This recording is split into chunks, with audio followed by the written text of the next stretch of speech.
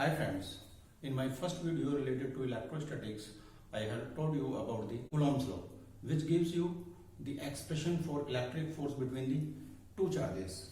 Now the next thing is electric field. Electric field is the region around a charge in which another charge experiences its influence. It means it is a region around a charge in which another charge will be either repelled or attracted by that particular charge. Electric field is a vector quantity. It will always be directed away from positive charge and towards the negative charge. Here, intensity of electric field at a point within the electric field will be defined as the force experienced by unit positive charge placed at that point.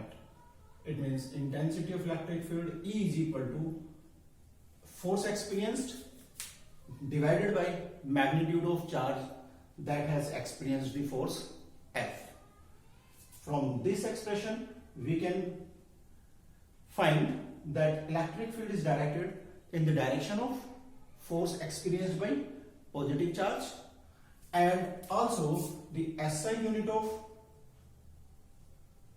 electric field will be Newton per Coulomb. Newton means kg meter per second square per Coulomb.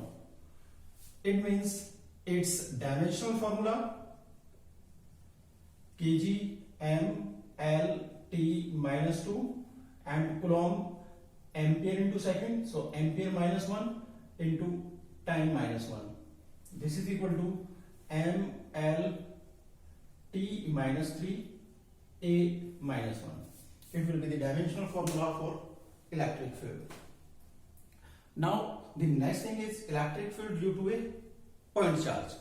To determine electric field due to a point charge, say here it is a point charge Q and this charge will be called source charge. Within the electric field of this source charge there is a point P distant r from source charge at which intensity of electric field is to be determined. For that we will assume a test charge Q naught. Q naught is test charge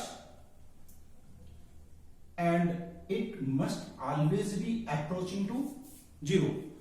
Means its magnitude should be as small as possible, so that the electric field produced by Q naught is negligible and the field at point P is the only field produced by Q.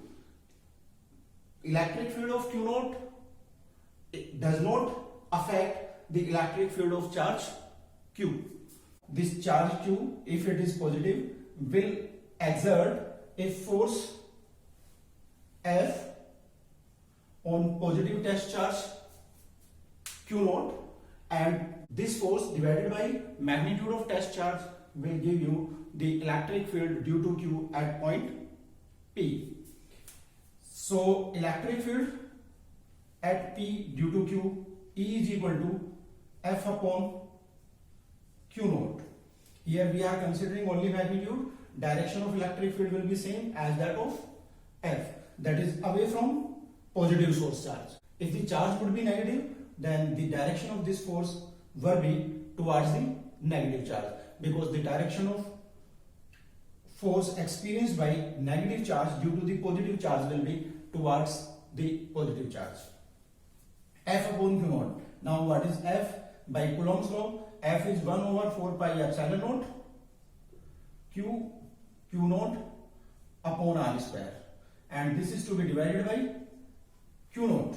So this is equal to 1 over 4 pi epsilon naught Q upon R square. Thus electric field due to a point charge at a point near it is equal to force experienced by test charge placed at that point divided by magnitude of test charge, or equal to 1 upon 4 pi epsilon naught magnitude of source charge divided by distance from source charge square. For two non-zero charges,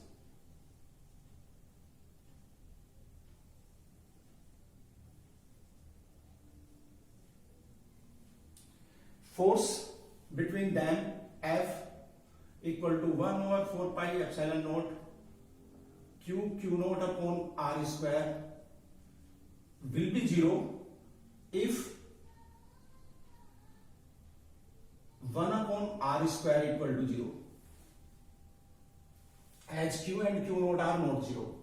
So this implies r is equal to infinite. It shows that two charges will not affect each other if the separation between them is infinite.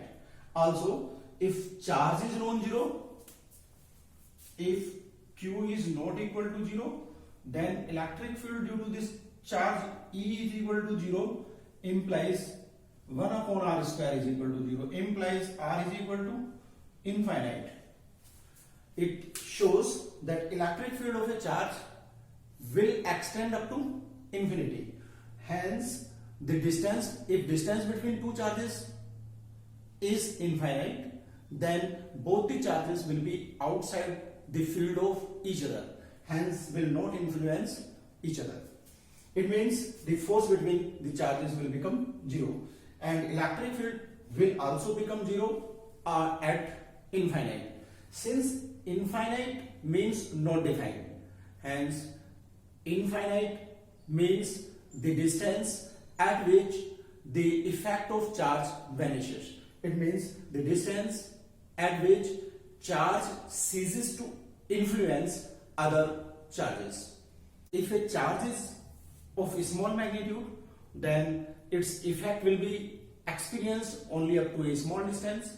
It means for it infinity will be at a closer distance. But if the magnitude of charge is large, then its effect will be experienced up to a large distance. Hence, the infinity for that charge will start at a large distance. Now, we will use the expression for electric field due to a point charge at a point to determine electric field due to a circular ring of charge at a point P lying on its axis. Say P is a point E distant x from the center of charge ring. Say the charge on the ring is positive. As electric field is a vector quantity, we will have to take two diametrically opposite elements of this ring of charge, and those two elements will be considered equivalent to 2 point charges. If total charge on ring is Q and the charges of these elements are dq, then each of these two elemental charge will be considered to be a point charge. Here also, this continuous part of the ring is the front part, while the back part is shown by dotted line. Electric field due to this dq will be along the line joining P and dq, and since charge is positive, it will be directed away from dq. So this field is say dE. In the same way, this dq will also produce an electric field dE at P. The magnitudes of distances are same, magnitudes of charges are same, that's why the electric fields are equal. And if this distance is r, then r will be equal to under root a square plus x square, where a is the radius of ring. These electric fields dE can be resolved into two components. If this angle is theta, then this angle will also be theta. Hence, due to vertically opposite angles, these two angles will also be theta. So dE will be having two components, dE cos theta along the axis of ring, while dE sin theta perpendicular to the axis of ring. These components dE sin theta, which are perpendicular to the axis of ring, being equal and opposite, will cancel each other, and the same will be true for all diametrically opposite charged elements. Hence, only dE cos theta due to elements will add to give the total electric field due to the charged ring. Hence, total electric field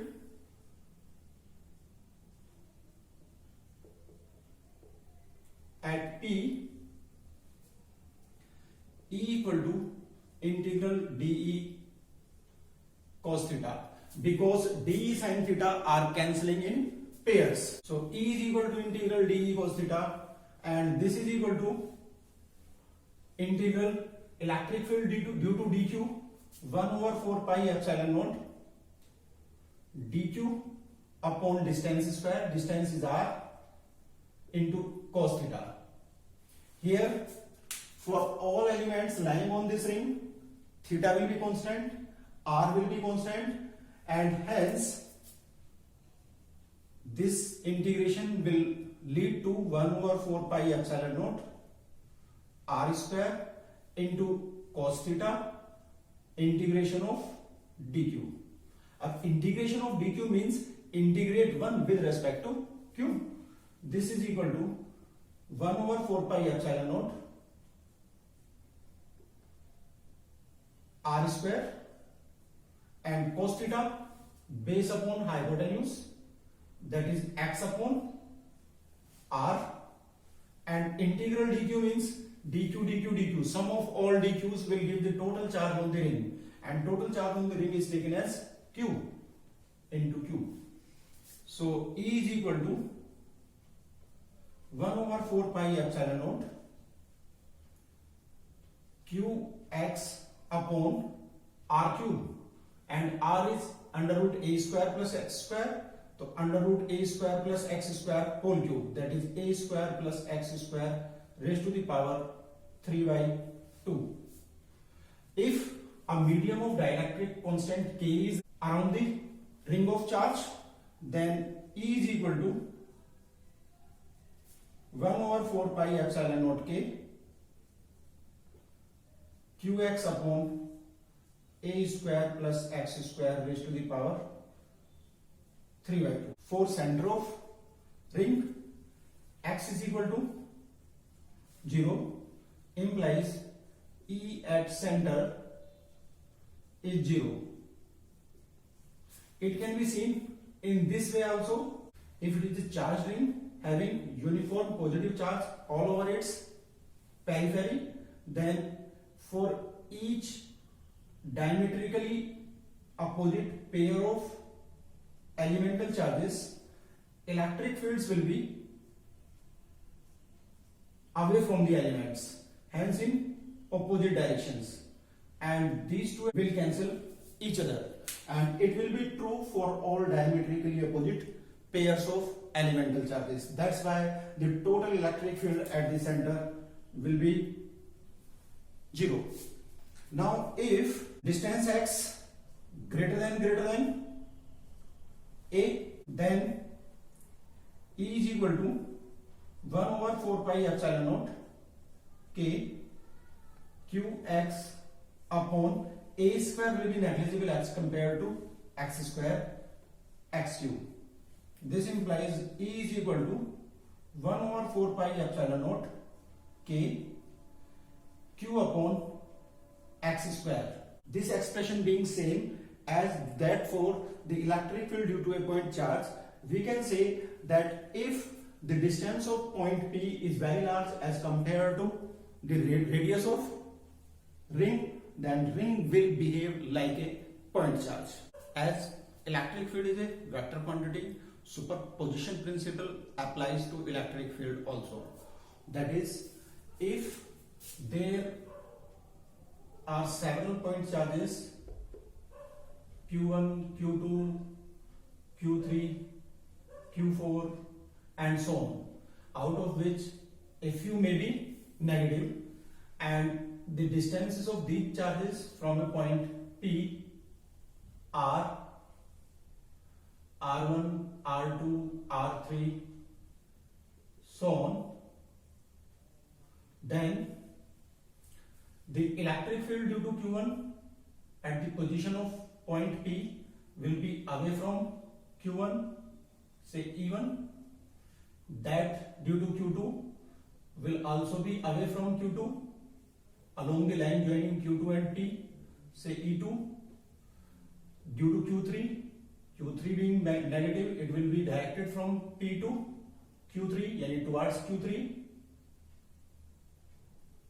And due to Q4, it will be away from Q4 because we have taken Q4 as positive.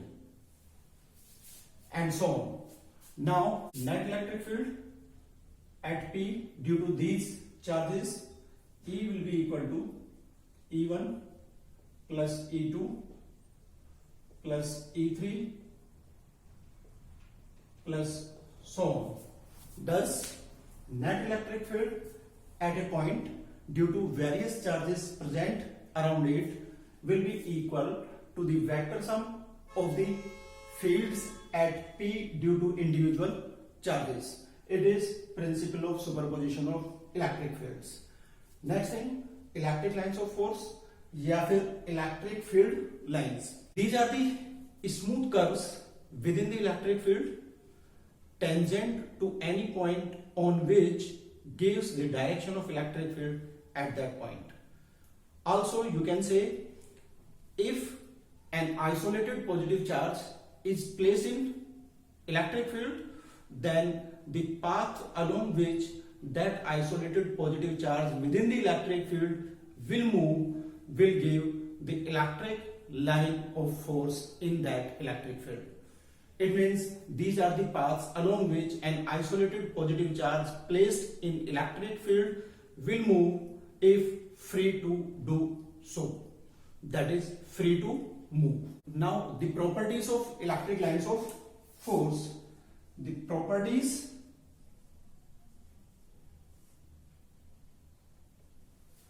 number one, these lines of force originate normally from the surface of positive charge, enter normally into the surface of negative charge, and for isolated charges, say for isolated positive charge, they will come out normally from the surface of positive charge, and for negative charge, if isolated negative charge is there, they will enter normally into the surface of negative charge, and normally means along the radius.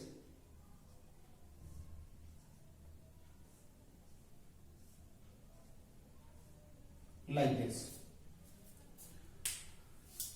As electric field is a vector quantity, two lines of force will never intersect each other. If two lines of force will intersect each other, then at the point of intersection of lines, there will be two tangents. And it shows that at this point, electric field has two directions, which is impossible because a vector can have only one direction at a point. Hence, two lines of force will never intersect each other. In a weak magnetic field, these lines of force will be far from each other. In a strong electric field, they will be closer to each other, and in a uniform electric field, they will be parallel and equidistant. It means parallel and equidistant electric lines of force will represent a uniform electric field.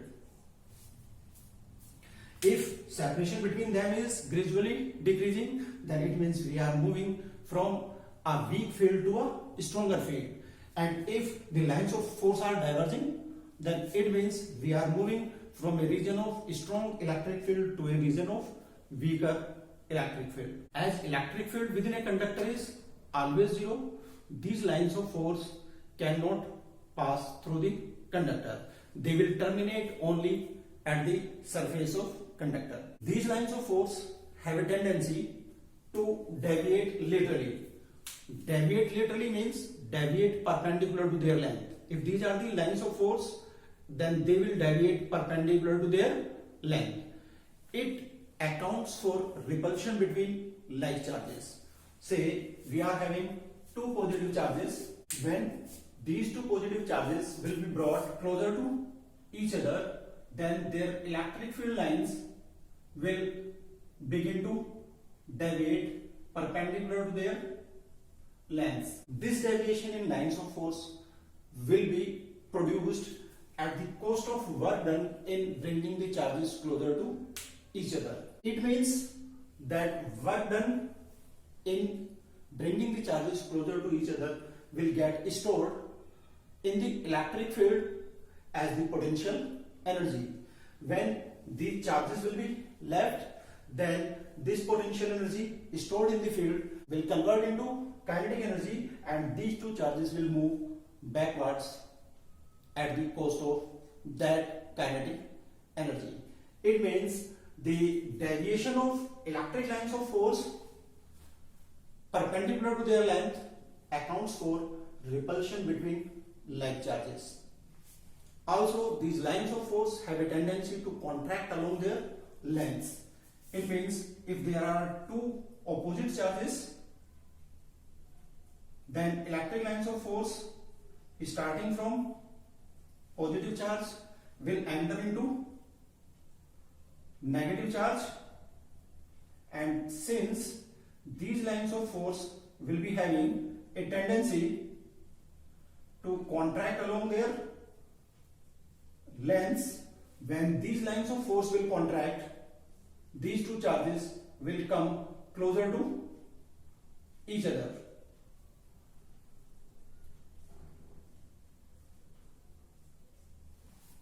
So, contraction along their lengths account for the attraction between opposite charges. Electric field lines due to thick infinite metal plate will be like this.